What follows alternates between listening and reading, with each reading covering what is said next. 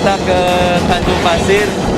Kita mau nanam mangrove dengan teman-teman BDPM dan masyarakat Desa Tanjung Pasir, Desa Tanah Merah, Kecamatan Tanah Merah. Yuk, join.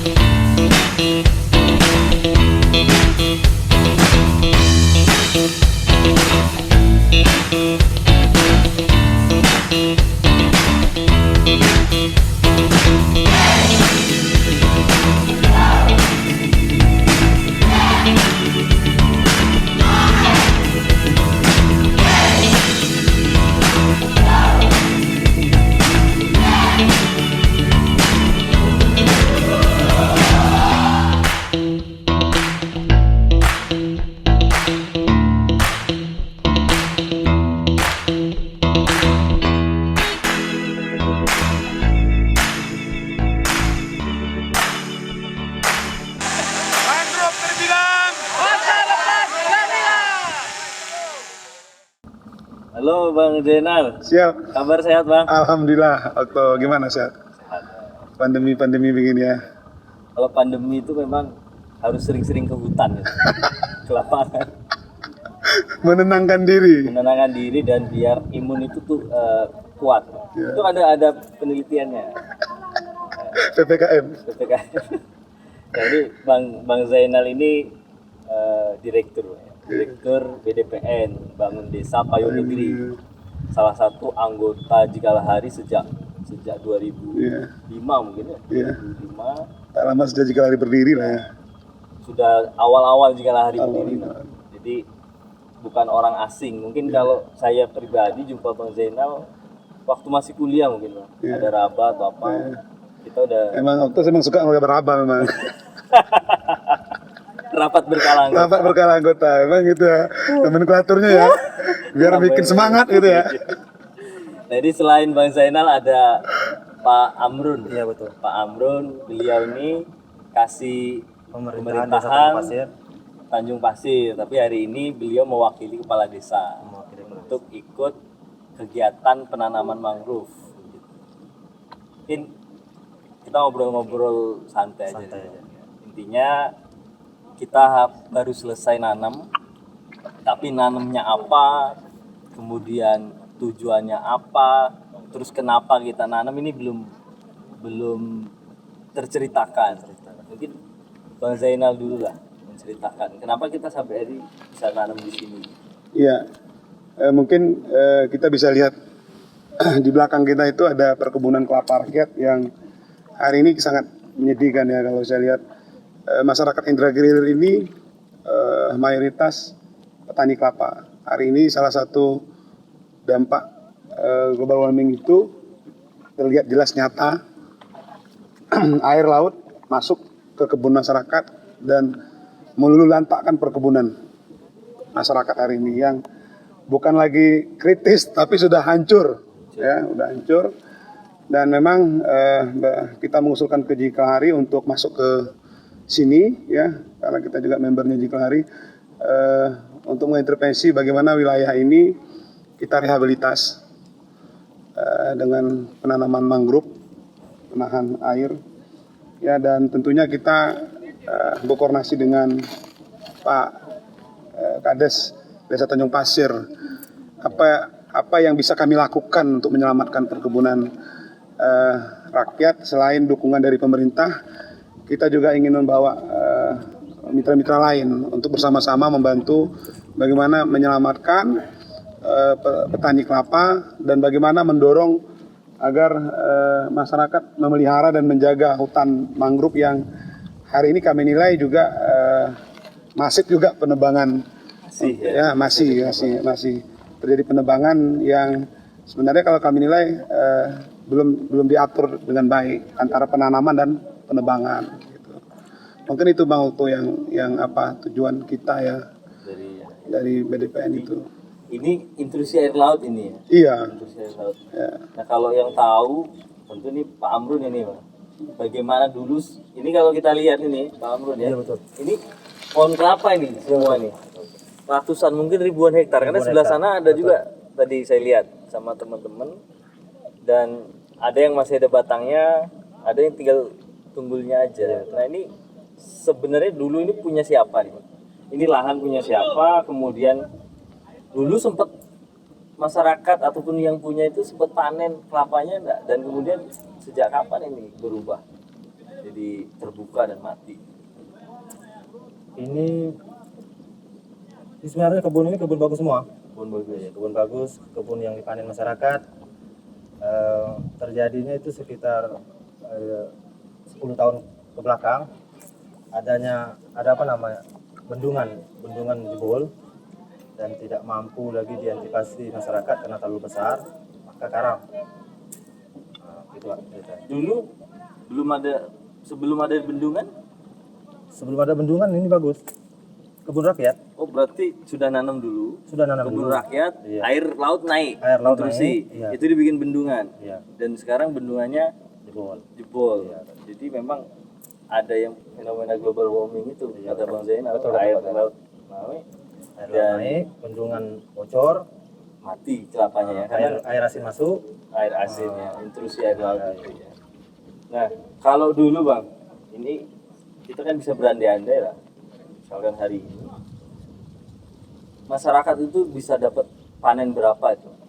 Biasanya per apa ya kalau di sini? Per bulan. Per ton. Manennya berapa Panen, kali?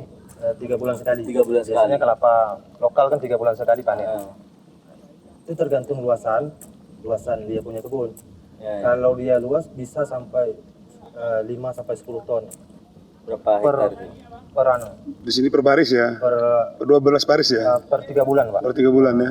Luasannya? Luasannya sekitar kalau yang 50 sampai 100 hektar itu bisa lebih banyak lagi. Panennya per 3 bulan itu. Jadi sebenarnya masyarakat dulu udah bergantung. Sudah bergantung dengan Iya, perkebunan, perkebunan, kelapa.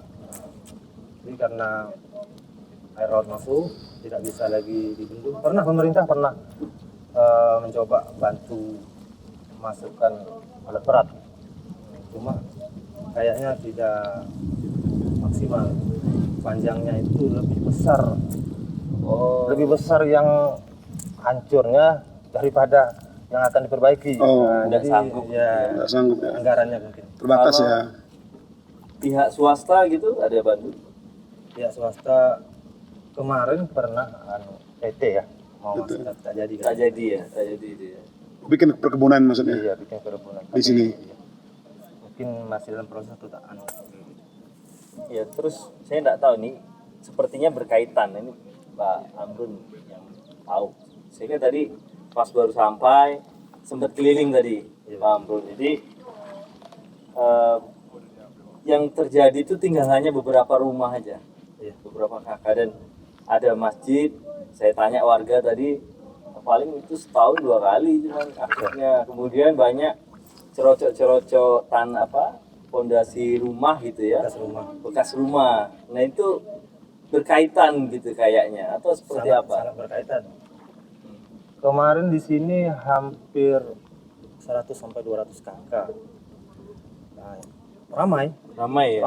Di sini salah satu dusun namanya termasuk desa Tanjung Pasir, tapi dusunnya namanya dusun Sungai Bandung. Sungai Bandung. Sungai Bandung. Ramai, sangat ramai di sini. Mayoritasnya ramai kerja kelapa tadi. Dikarenakan tidak ada penghasilan, kebun tidak produktif, Ya. Iya, iya. mau tidak mau mereka hijrah. Ada yang ke Kuala Eno, ada yang pindah ke Tanjung Pasir, Yang cari kehidupan Ya, baru. cari kehidupan baru. Ada yang pindah ke Batam, kayak gitu. Yang ditunggu di sini kan tidak ada penghasilan lagi, jadi mau tak mau mereka hijrah.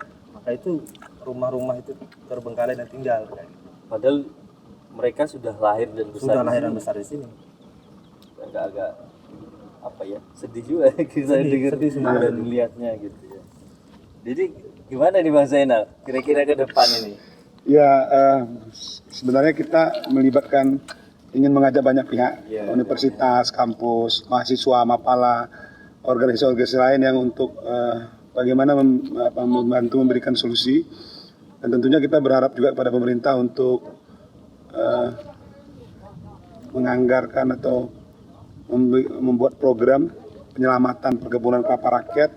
Dan tentunya kenapa kita kemarin menyampaikan ini kepada Jikalahari, supaya memang kalau memang efek global warming, mungkin dari sisi penyelamatan hutan ada yang bisa kita lakukan gitu ya. Kalau dulu kan ada hutan penyangga mangrove, ya kan, sekarang hutan penyangga mangrove-nya terus dibabat kan. Nah, jadi itulah yang coba kita lakukan. Jadi batas antara sungai dan kebun kita tanam kembali mangrove-nya. Seperti yang kita lakukan sekarang. Ya, kita coba kita bendung akhirnya, ya kita lihat nanti efeknya seperti apa. Mungkin ini kan kecil sekali apa yang kita bisa lakukan. Harapan kita setelah apa yang kita inisiasi ini akan bisa menarik simpati banyak pihak ya untuk terlibat menyelamatkan ini. Mungkin yang perlu diperhatikan tuh nasib petani-petani kelapa yang sekarang yang tadi kampung yang 200 kakak tadi, kemana mereka? Apalagi dengan kondisi pandemi, semua pada susah, kebun hancur, apa yang bisa kita perbuat? Itu menurut saya miris sekali Bang Okto. Ya kalau kita ngelihat juga agak, ya saya kira mungkin ini momen yang penting lah, karena di luaran sana gitu Bang, yang saya tahu gitu ya, itu mangrove udah jadi perhatian dunia bahkan internasional gitu. Indonesia dan internasional sampai karena mangrove dihitung sebagai cadangan karbon yang tinggi selain hutan alam dan juga gambut ya, karena gambut mangrove itu termasuk Bang, dan banyak pihak-pihak yang mendorong untuk penyelamatan mangrove. Jadi kalau cerita tadi banyak PR kita nih menurut saya nih gitu ya. Banyak yang mau dipulihkan. Yang kedua tadi kita ngobrol belum ada aturan tentang bagaimana menata orang-orang yang masih melakukan penebangan mangrove. Itu kan jadi PR perhatian kita. Akhirnya ke depan mungkin ya sama-sama lah, karena di sini yang dekat itu BDPN atau Jikalahari sebagai jaringan BDPN, sama-sama kita kondisikan ini pengaturan. Terus mungkin perlu juga perhatian pemerintah pusat karena banyak bicara tentang mangrove sekarang. Itu kita harus bisa tarik ke sini Bang menurut kita, karena bahkan yang dulunya BRG saja Badan Restoratif Gambut sekarang udah ditambahi mangrove ya. Dan mangrove. Jadi wah, ini isu makin lebar. Dan ini harus jadi concern objek. Jadi ya mudah-mudahan lah mungkin ke depan sering-sering kita ke sini Bang Zainal.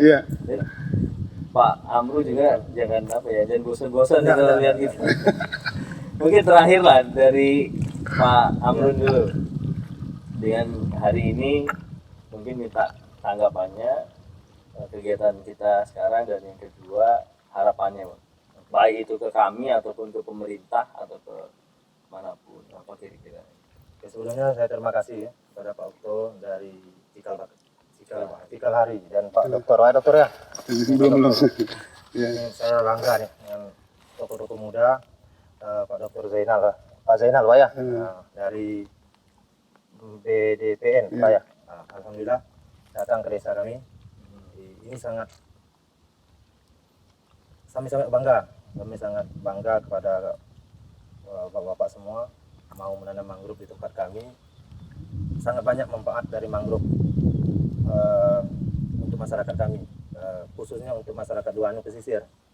Karena mangrove ini selain dari untuk menghindari abrasi, mangrove ini kalau dia tumbuh besar, di cangkang-cangkangnya itu tempat habitat yang nanti akan ditangkap oleh masyarakat Duanu. Nelayan.